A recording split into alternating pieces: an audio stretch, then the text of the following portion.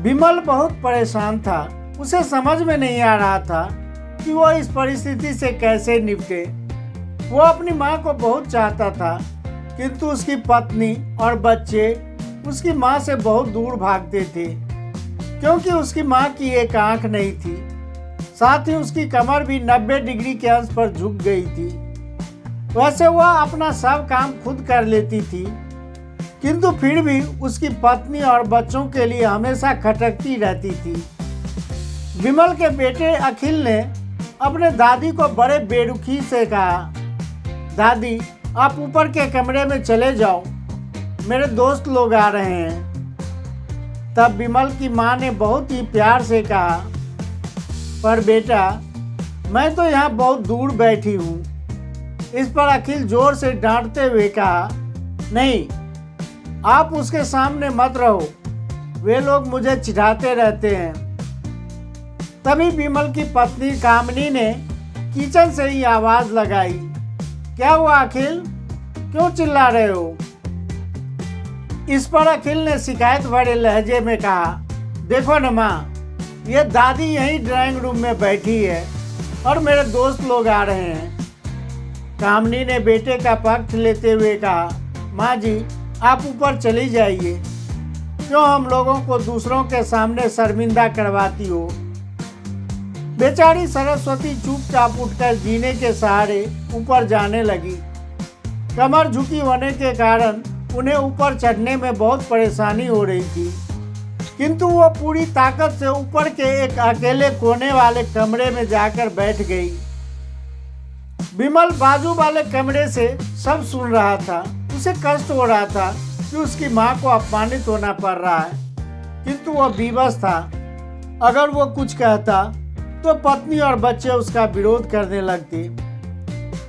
दूसरे उनके तर्क भी सही लगते थे, क्योंकि वह एक प्रशासनिक अधिकारी था। उनका सामाजिक स्तर बहुत ऊंचा था। उसकी ससुराल भी एक उच्च घराने में थी, अतः वह चुपचाप इस तरह हर दिन अपनी माँ को अपमानित होते देखता रहता। रात को विमल की पत्नी ने कहा, देखो जी अब कुछ करो। कल कलेक्टर साहब की पत्नी आई थी, माँ जी अपनी देसी धुन में उससे मिली। मुझे यह बताते हुए बहुत शर्म आ रही थी कि ये मेरी सास हैं। मैंने कह दिया कि दूर के रिश्तेदार हैं, इलाज कराने आई है। इस पर विमल को रोना आ गया, किंतु फिर भी वह चुप ही रहा। उसे समझ में नहीं आ रहा था कि वह क्या करे। अपने बेटे की मना स्थिति को सरस्वती अच्छी तरह से जानती थी और बेटे को कोई कष्ट न हो, इसलिए वह हर बात को चुपचाप सहन कर लेती थी। विमल बहुत उदास रहने लगा। एक तरफ परिवार और सामाजिक स्तर पर जीने की प्रतिबद्धता थी, तो दूसरी ओर माँ। आखिर माँ से अपने बेटे की यह हालत देखी नहीं गई। एक दिन उसने अपने बेटे से कहा, विमल बहुत दिन हो गए हैं, मैं अपने गांव जाना चाहती हूँ, मुझे वहाँ पहुँचा दो, मेरा यहाँ मन नहीं लग रहा है। इस पर विमल ने आश्चर्य से पूछा, किंतु माँ वहाँ तो कोई नहीं है, तुम्हारी देखभाल कौन करेगा? कामनी को तो जैसे मन की मुराद ही मिल गई हो।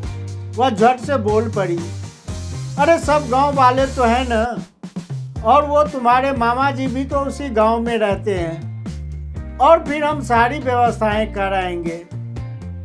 सरस्वती ने लंबी सांस लेते हुए कहा, हाँ बेटा बहुत सही कह रही है।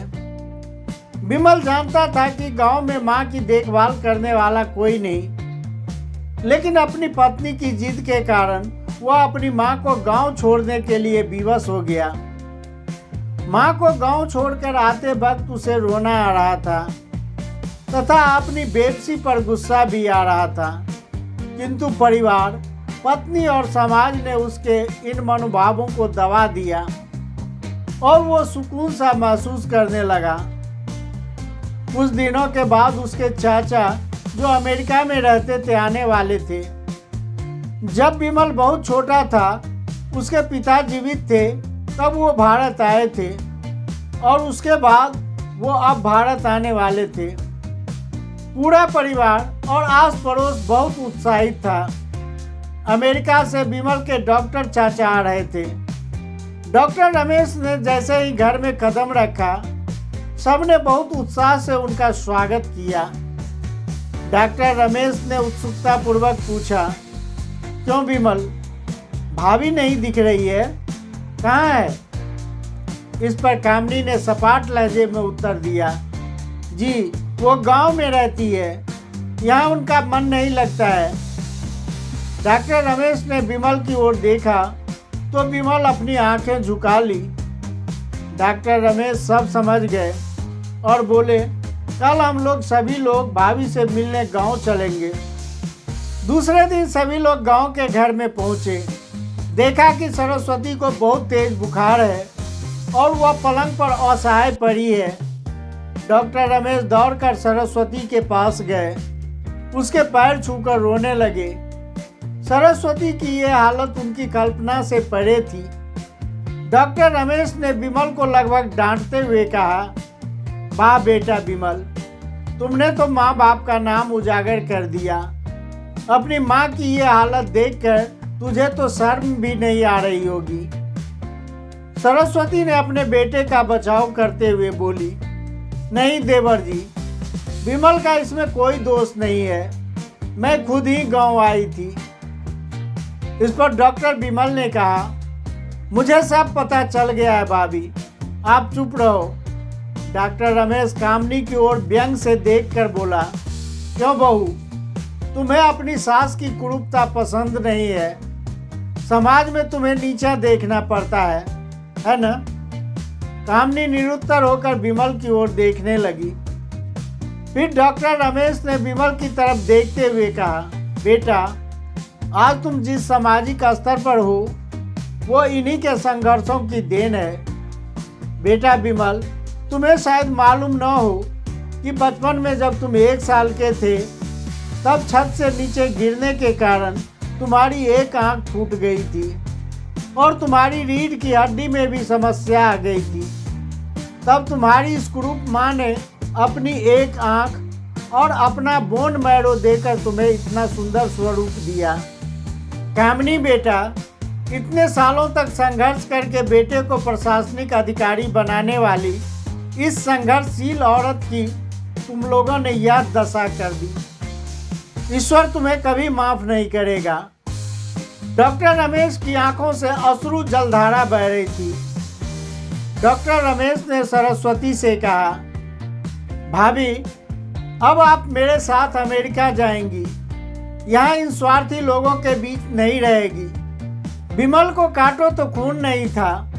डॉक्टर रमेश जो उनके चाचा थे, उन्होंने जो राज बताया, उसके बाद तो विमल को यही लग रहा था, उससे ज्यादा पापी इंसान इस दुनिया में और कोई हो ही नहीं सकता। वह दौड़ता हुआ अपनी माँ के पास गया और अपने माँ के कदमों से लिपट गया। माँ, मेरा अपराध अक्षम्य है, मैं जानबूझकर चुप्पी साधे रहा, आपका अपमान करवाता रहा। अब सिर्फ आप ही उस घर में मेरे साथ रहेंगी और कोई नहीं। विमल ने आग्नेय दृष्टि से अपनी पत्नी और बच्चों को देखा। कामनी को भी बहुत पश्चाताप हो रहा था, किंतु उसकी हिम्मत नहीं हो रही थी कि वो सरस्वती से आंख मिलाए। सरस्वती ने कामनी की मना स्थिति को समझकर उसको पुकारते हुए अपने पास बुलाया और विमल को डांटते हुए कहा, खबरदार, जो मेरी बहू को मुझसे अलग करने की कोशिश की तो तुझे ही घर से बाहर निकाल दूंगी। कामनी और बच्चों ने सरस्वती के पैर पड़ते हुए अपने व्यवहार पर माफ़ी मांगी और माँ के हृदय ने सबको माफ़ कर दिया। तो मित्रों, इस माँ के बारे में आप क्या कुछ सोचते हैं? अपनी राय कमेंट बॉक्स में लिखें।